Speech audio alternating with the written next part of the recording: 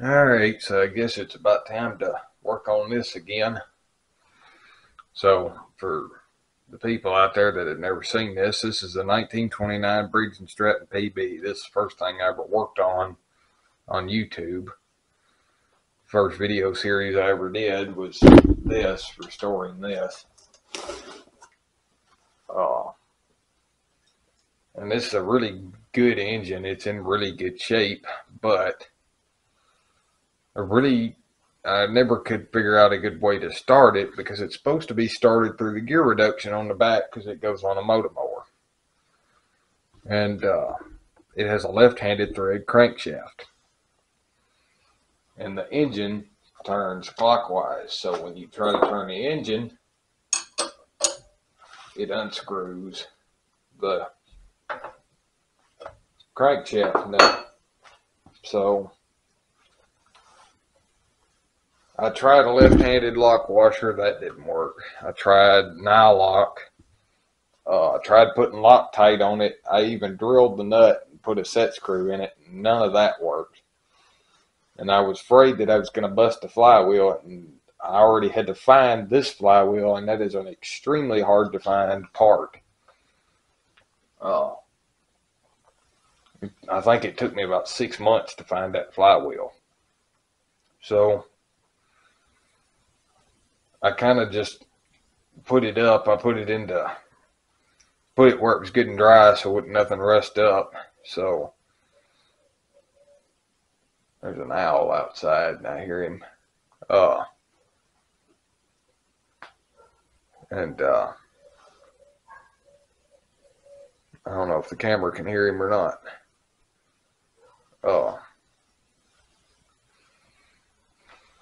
So what I've done is I have tracked down and found a right-handed thread crankshaft. These are pretty hard to find too.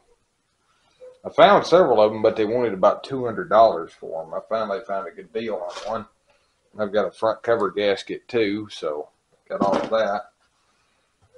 And I'm going to pull this thing back apart and change the crankshaft out in it so that I can actually put a rope starter cup on it.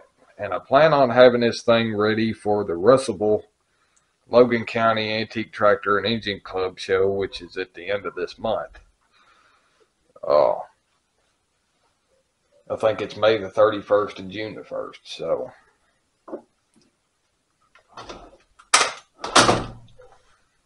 I'm going to go on ahead and start tearing this thing apart, and we're going to try to get the crankshaft swapped out in it. Shouldn't be that big of a deal.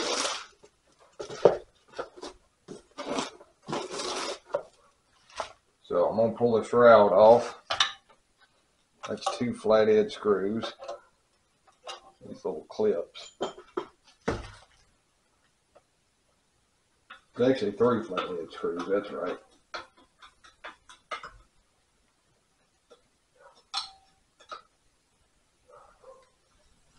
Sorry if I'm standing in the way. Crud under there. And there's one up here at the top.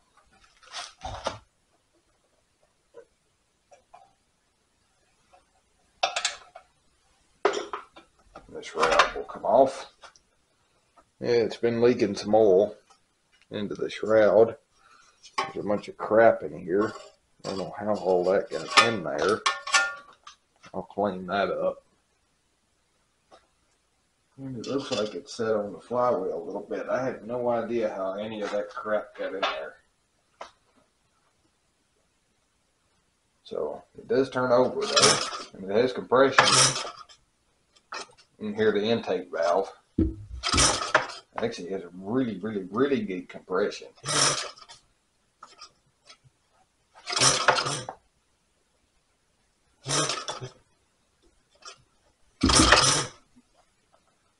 Alright, let's take the crankshaft nut loose. Shouldn't be that hard.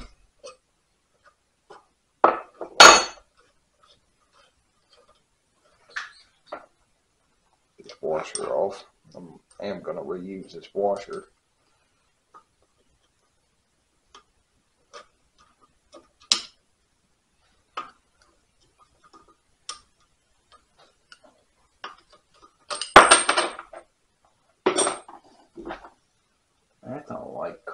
on there. I had this thing stored where it was really dry, so it wasn't even in the shop. Now, that ain't gonna work.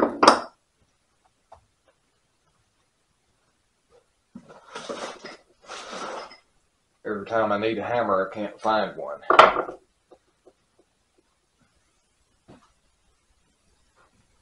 Let me go find one and I'll pop this flywheel off camera. Okay, I got it popped loose.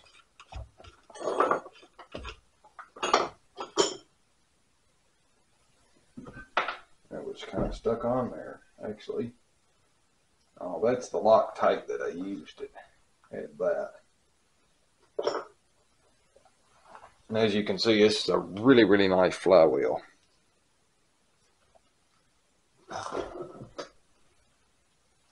Alright, so there's our points. And the 3 screws that hold this on. This front cover. Okay, so it looks like it's actually the front cover leaking is where the oil came from. I thought it was a front seal. When you take these bolts out, that one was kind of not very tight.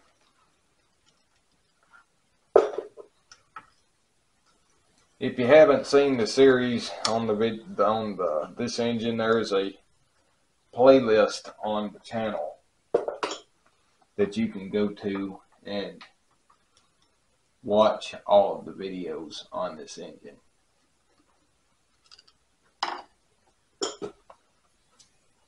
Okay, so that's coming loose really easily. There it goes. Yep, that was definitely not sealed. And I had Permatex Indian head on that too.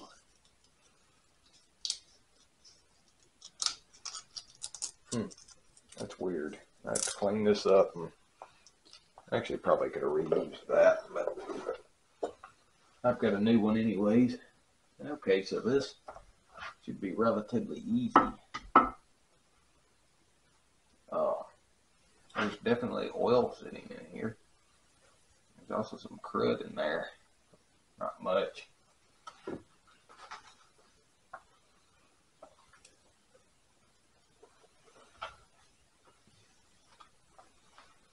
So I'm gonna go get a couple of rags and a wrench and start taking this apart. There's still engine assembly lube in here. This engine is really hasn't run since I rebuilt it. I'm also how well sealed this back cover is, but I'm thinking about pulling it off so that I can look at the timing gears and where they are, and I should be able to reuse the gasket.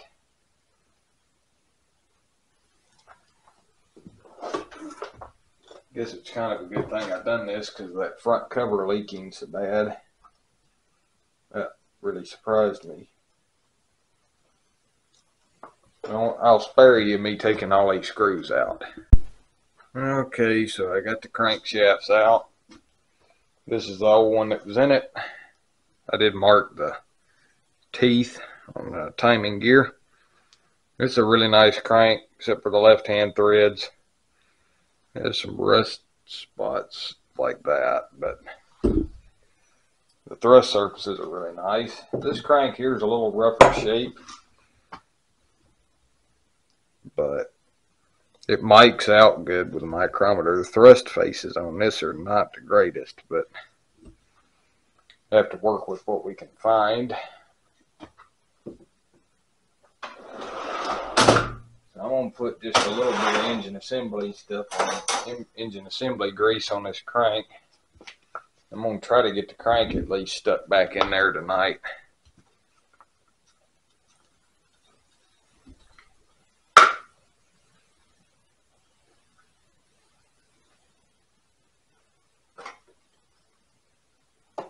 I did polish this crank too, by the way.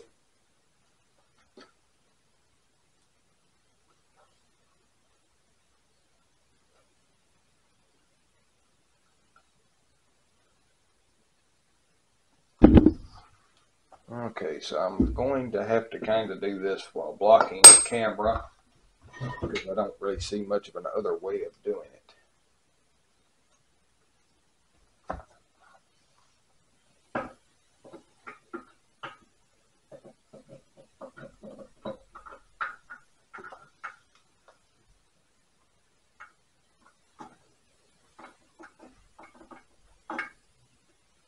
Okay, so my timing marks are lined up.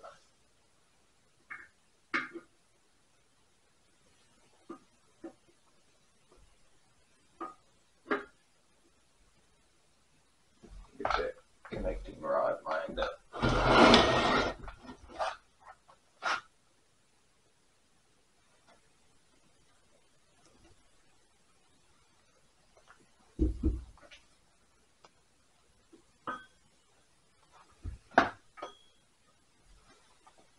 Alright, so now I guess just got to bring that piston down. I'm going to clean up the rod cap.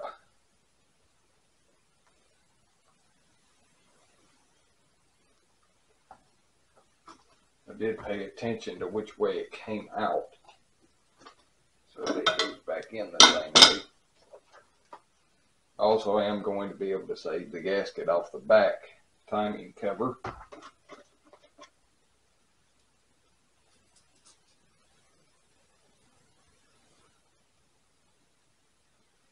This part right here is going to be the tricky part of getting the rod cap back in there.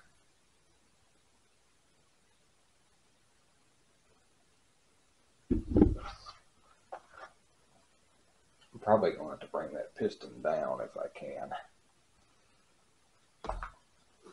The timing marks line up nicely at top dead center.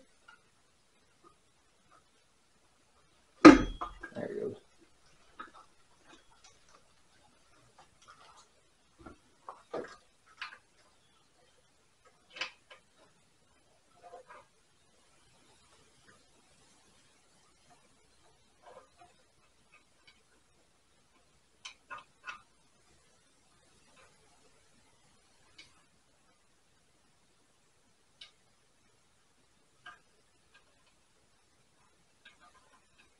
I might have to do this off camera because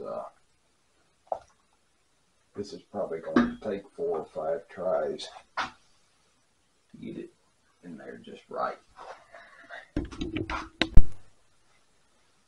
Alright, so the new crankshaft is installed. That was an extremely royal pain in the rear end.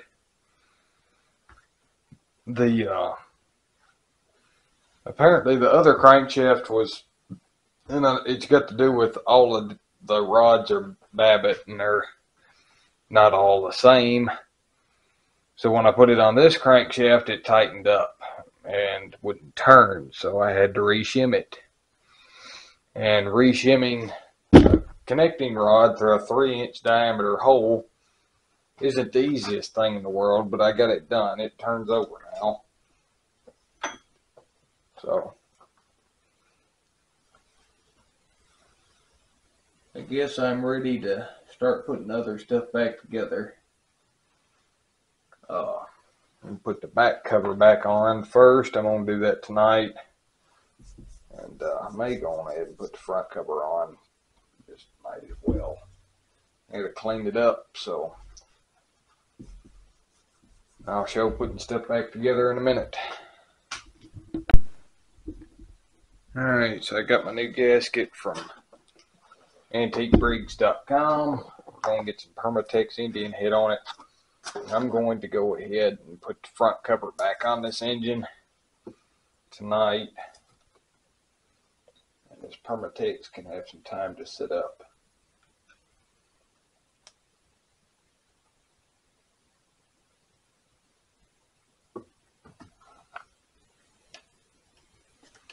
I'm going to put a little bit more on it this time than I did last time, because last time it didn't seal. But I also may have not given it enough time before I slung oil on it.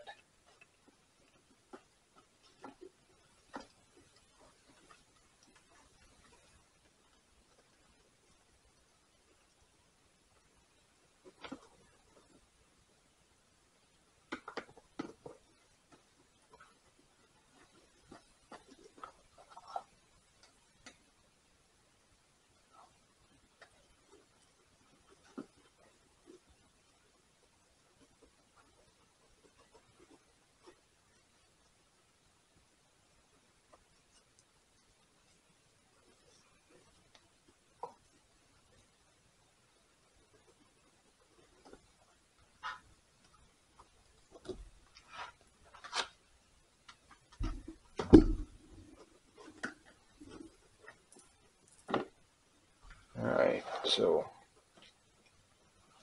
try to adjust the camera angle. Going to get this on here. I've measured this gasket. It is 14 thousandths thick. I'm assuming they're all the same thickness from antique briggs. Okay, this has got a certain way it goes on. It goes on like this.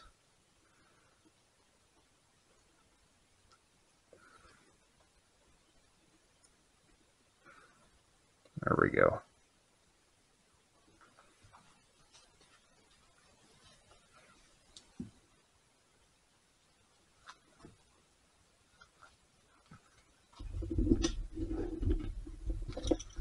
Just the camera angle again.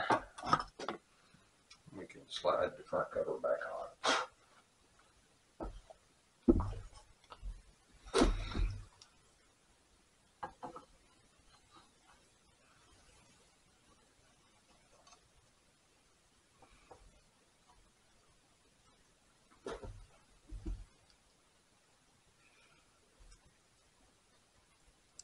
And another thing I'm noticing too is the little cam cut out here that makes the points do what they do, makes points close, is in the same spot as it was with the old crank.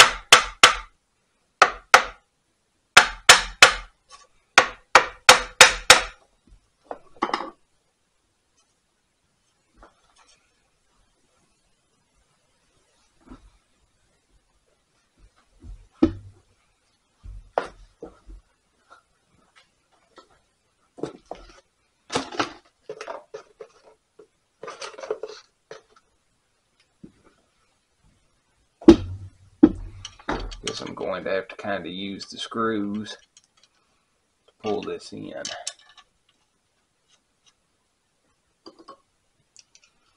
Just do it slowly and evenly.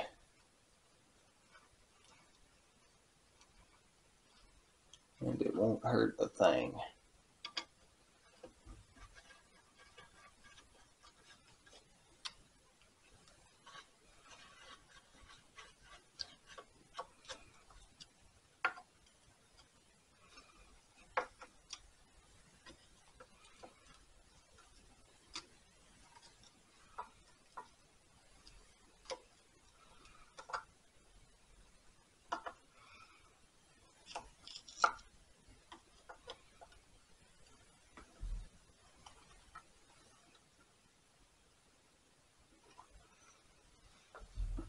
Looks like it's seated all the way.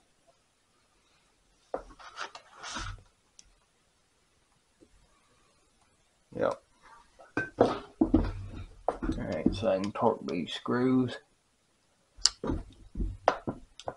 Not good. I don't feel any in-play on that. I'm going to have to get something and try to turn it over.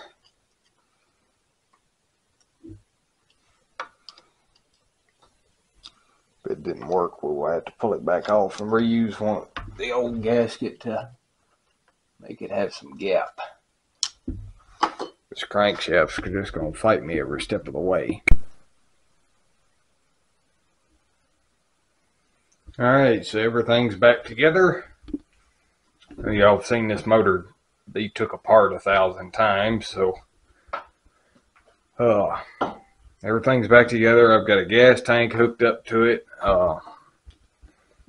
My ignition system is a 6-volt battery hooked to a coil, and it's not the coil off the Fairbanks. It's made for a hit and miss engine either, so this coil should be more consistent. This coil was on the John Deere MC. It ran on there, and then I took it off there and ran it on the Packard for a while. And once I put a super coil on the Packard, it's been sitting in the back floorboard, and I just checked it still has spark. So it's wired up. I'm going to get the camera on the tripod, and this thing is full of oil. I've rolled it over several times. I pulled it with a rope to be sure it's not going to try to come unraveled or anything. So we should be ready to try to start this after having it together for over a year. So let's see if it'll start. Alright, so I've rolled it over several times. I'll do it some more. I'll turn the gas on. I'm going to kind of use my finger as a choke and see if we can pull some through. So now I'm going to put power to the coil. Hopefully it'll generate enough spark. I do smell gas, so that's probably a good thing. It's either a really good thing or a really, really bad thing. So we'll see what happens here. So nothing on the first pull.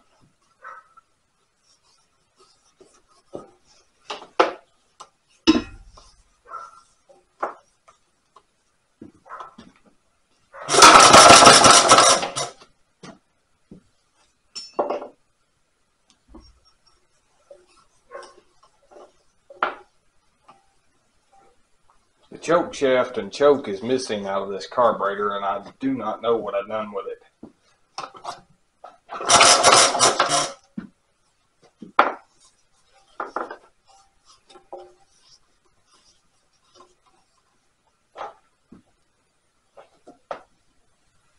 There's gas slightly dripping out of the bottom of the carburetor.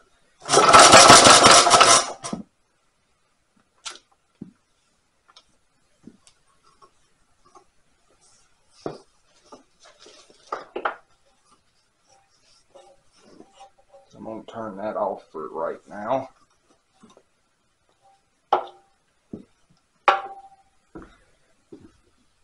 So this is contact cleaner. This is not starting fluid. See if that helps. May not have enough spark.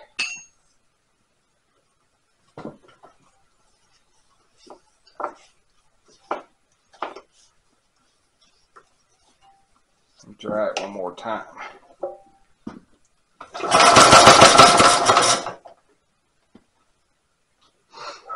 Alright, let me make some adjustments. Alright, so I had actually forgotten that this engine didn't have a condenser.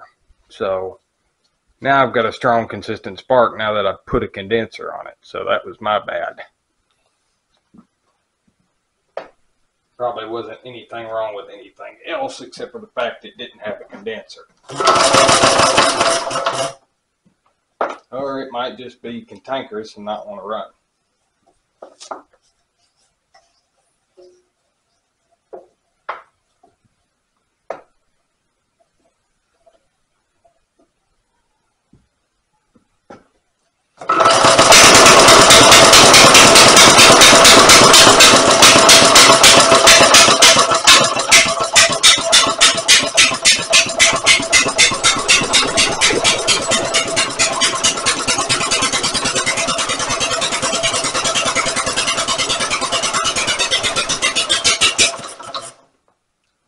So it ran. I think the carburetor ran out of fuel. That's the first time it's ever run, at least since I've had it.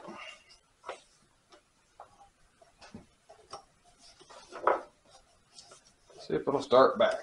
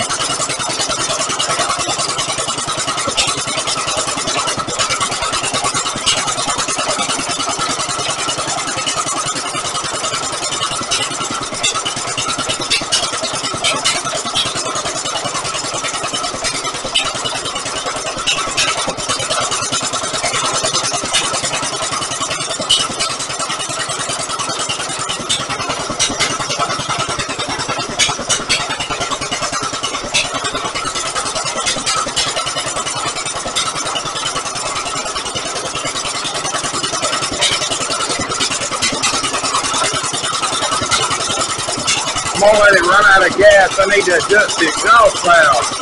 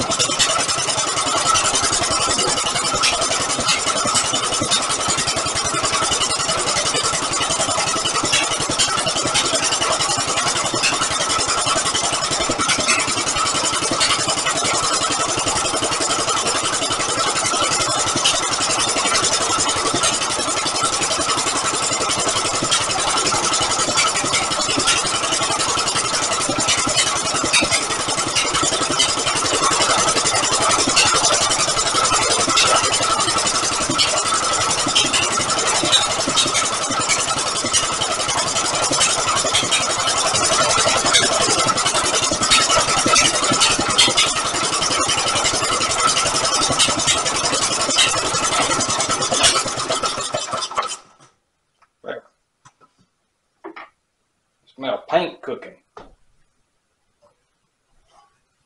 It runs. It don't run too bad. I need to adjust that exhaust valve though. We're leaking oil from back here around the exhaust valve. It's not reason why I have to adjust it, but I do need to adjust it. I'm thinking that's what that intermittent pop is that exhaust valve, but I'm gonna have to let her cool off.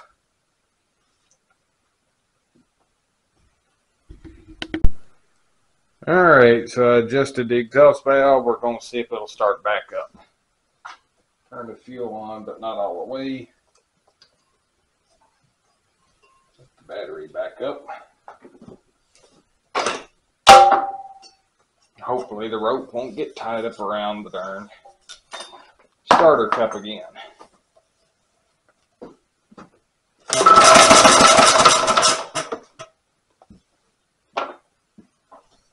Probably take a couple of pulls. It's had time to cool off.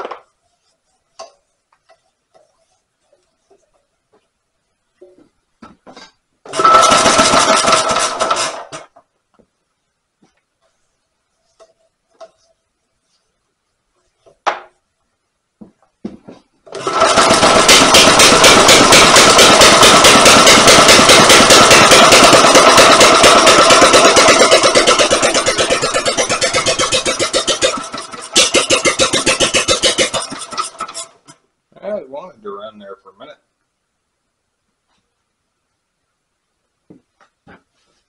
Oh.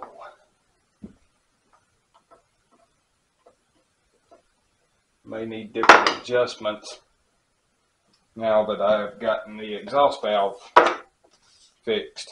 Definitely give it a different sound to the exhaust.